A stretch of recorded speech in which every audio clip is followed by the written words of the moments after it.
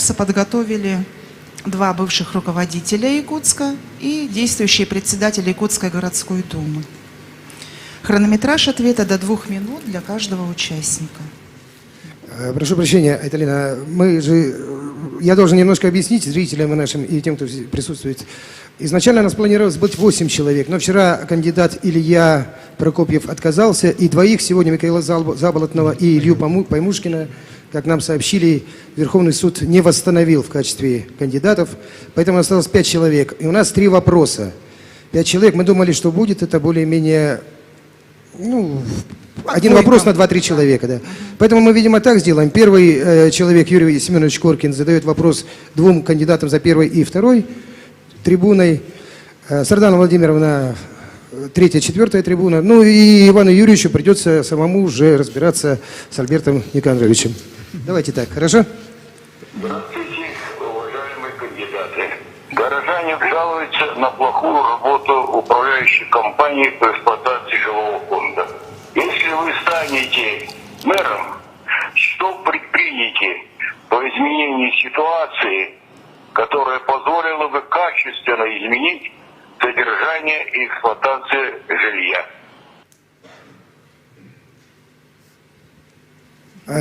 Дорогие друзья, я хочу, чтобы мы сегодня поздравили Юрия Семеновича с 90-летием, 17 числа, нашему Аксакалу, человеку, который в 80-е годы руководил горосполкомом Якутска, исполнилось 90. Ну, как мы видим, он прекрасно чувствует и следит за городом. Поздравляем, Юрия Семеновича. Итак, Евгений Николаевич, ваши 2 минуты. Да, спасибо, Юрий Семенович, за очень хороший вопрос. Вдвойне ответственно отвечать Аксакалу, работы в городе Якутске. Значит, сегодня с управляющими компаниями действительно есть большие вопросы. В городе Якутске больше 200 управляющих компаний и ТСЖ, которые сегодня оказывают услугу населению.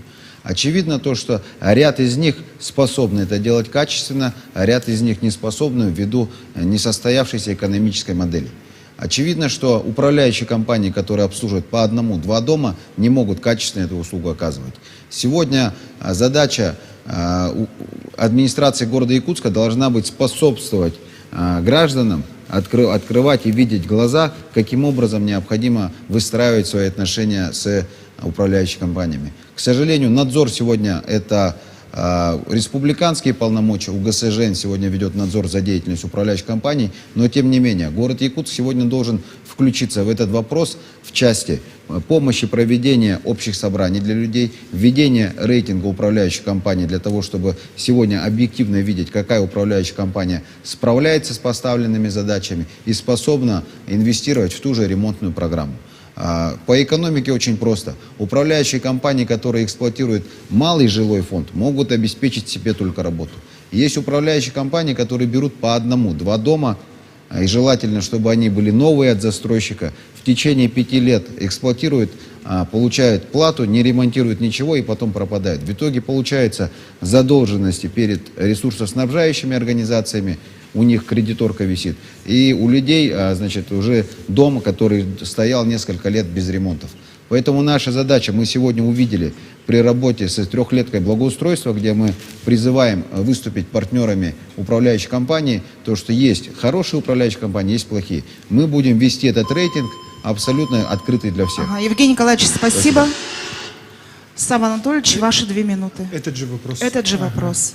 Юрий Семенович, поздравляю. Наверное, смотрите. Действительно, руководители, советские руководители, руководители 90-х годов, которые руководили, скажем, городом, Артур Николаевич Алексеев, Альбина Михайловна Лыхна и многие другие являются доверенными лицами. Мы постоянно созваниваемся, дают хорошие советы, и в случае успеха будет создан именно совет наставников у главы города, чтобы люди, которые там работали, активно включились. Вопрос управляющих компаний. Во-первых, много делегировано управляющим компаниям по обслуживанию домов. Мы, городские власти, будем помогать субсидировать управляющим компаниям, которые содержат деревянный фонд, потому что это очень проблемный вопрос. Рейтингами, как говорится, проверки проверками, мы управляющим компаниям должны относиться в партнерских условиях. Действительно, есть управляющие компании, которые неэффективно работают, поэтому с ними должны конкретно решить, именно жители должны решать. Мы же постоянно говорим, и я говорю, например, в своем округе, что это прерогатива жителей, с какой управляющей компанией работать. Вопрос в тарифах. Вопрос в тарифах. У нас 1 января и 1 июля каждый год повышение тарифов идет. Кто-нибудь спрашивал, почему это, обоснованно ли? Почему тот же автобус с 28 рублей до 30 рублей стало? Кто-нибудь спрашивал от руководителей? Просто уведомляют. А население, к сожалению, принимает как есть. Поэтому работа с тарифом нужна. И окружная администрация, я понимаю, нормативки и другие полномочия, но мы тоже должны это координировать и контролировать. Вопросы, поэтому с управляющей компанией мы будем работать именно в партнерских отношениях. Не как контрольный надзорный орган, а именно партнерские отношения. Спасибо, Савва Анатольевич. И второй вопрос у нас задает Сардана Владимировна Аксентьева, наш последний крайний мэр. Уважаемые кандидаты, у меня вопрос ко всем участникам дебатов. Скажите, пожалуйста, как вы оцениваете состояние доходной части бюджета нашего с вами города и какие вы видите источники пополнения собственных доходов нашего города? Спасибо. Я напоминаю, что это вопрос для Евгения Викторовича и Виталия Валерьевича. Очень хороший вопрос. Я как раз ранее об этом говорил, что можно пополнить бюджет, создав муниципальную управляющую компанию. Но я бы сделал больше. Я бы сделал мобильное приложение муниципальных услуг, куда можно услуги добавить тяжелой техники, фекалок от жилкомсервиса, опять же муниципальная управляющая компания, услуги сантехников и так далее. Сделать мобильное приложение и упростить доступ простых жителей к заказу, да, определенных услуг. Мне кажется, пополнится бюджет немало. Вот. И развивать туризм, конечно. Туризм нам казну очень хорошо пополнит. Тем более после пандемии у нас все закрыто, везде кризис, те же рестораны, тот же ресторанный бизнес пострадал, те же гостиницы.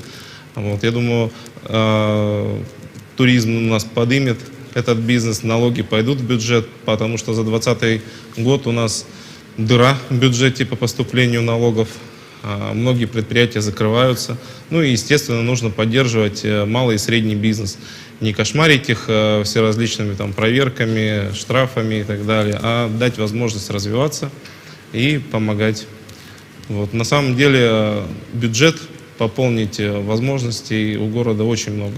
Просто этими инструментами нужно пользоваться и привлекать, может, какие-то молодежь. Молодежь нужно привлекать, потому что молодежь у нас более прогрессивная, у них, я себя тоже к молодежи отношу, более, знаете, альтернативный какой-то взгляд на определенные вещи, да, и можно много новых идей воплотить в жизнь в нашем городе. Спасибо. Спасибо. Виталий Валерьевич, ваши 2 минуты. Спасибо большое. Бюджет города, это цифра известная почти всем, 18 миллиардов рублей. Из них порядка 10 дает республика, остальное город зарабатывает сам.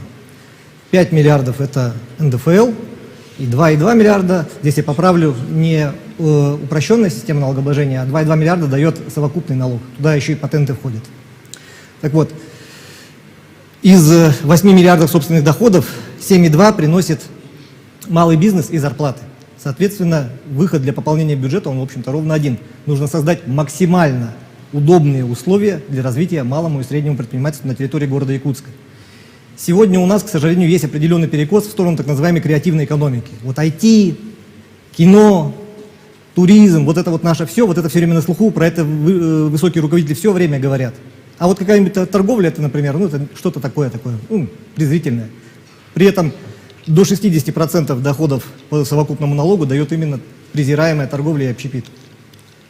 Поэтому кино, креативная индустрия, это, конечно, прекрасно, но там экономическая отдача незначительная. Они прекрасны как визитная карточка республики или визитная карточка города. Но развивать надо малый бизнес в целом, создавать условия. Причем город особых условий создать больших не может, потому что все упирается в 3 вещи. Это административные барьеры, это доступ к земельным участкам, и это, собственно, сложившийся климат инвестиционный. Субсидировать предпринимателей неправильно. Я председатель Координационного совета, и мы в свое время приняли решение уйти от субсидирования, потому что 2/3 средств, которые выделялись в качестве безвозмездных субсидий, просто человек забирал эти деньги под красивый бизнес-проект и исчезал. Поддерживать, например, льготными кредитами – это уже другое. Но льготные кредиты может получить ограниченное количество предпринимателей. Поэтому в первую очередь должны приниматься меры, которые касаются большого круга людей. А это снятие ограничений всевозможных административных, это избавление от прессинга административной комиссии. Спасибо, Виталий Валерьевич. Ваше время вышло. И слушаем третий видеовопрос от Альберта Никандровича, председателя Якутской городской думы Семенова.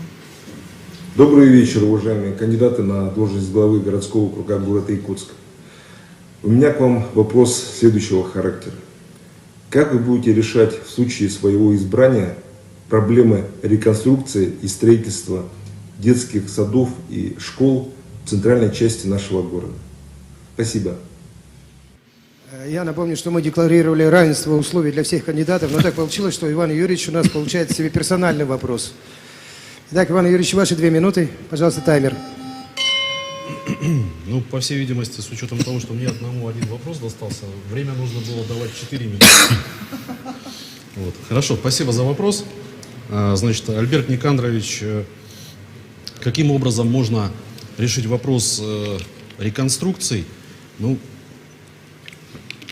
наверное, как и всегда это делалось, то есть, естественно, путем того, что будут проводиться тендеры, объявлять аукционы и так далее. Единственное, что хотелось бы отметить, то, что необходимо проводить аукционы и тендеры не в такие периоды, когда у комиссии, с учетом всех возможных, значит, осложнений, когда могут подавать, значит, откладывать, переносить или еще что-то по каким-то причинам конкурс. Соответственно, все это сказывается на том, что к учебному году, соответственно, детские сады и школы бывают не готовы. Также хотелось бы, конечно, отметить о том, что необходимо вообще для города Якутска, значит, решить проблему путем привлечения, значит, муниципального государственного частного партнерства за счет привлечения дополнительных инвестиций, которые позволят городу не только, значит, опираться на его собственные ресурсы, но и за счет каких-то кредитных и инвестиционных дополнительных вложений строить школы и детские сады сегодня. Значит, за счет чего наши дети с вами не будут ждать каких-то программ государственных, а получат в тех же, соответственно, микрорайонах новые школы и новые, соответственно, детские сады. Ну, собственно, как-то так. Спасибо. Иван Юрьевич, спасибо большое. Итак, второй раунд завершен.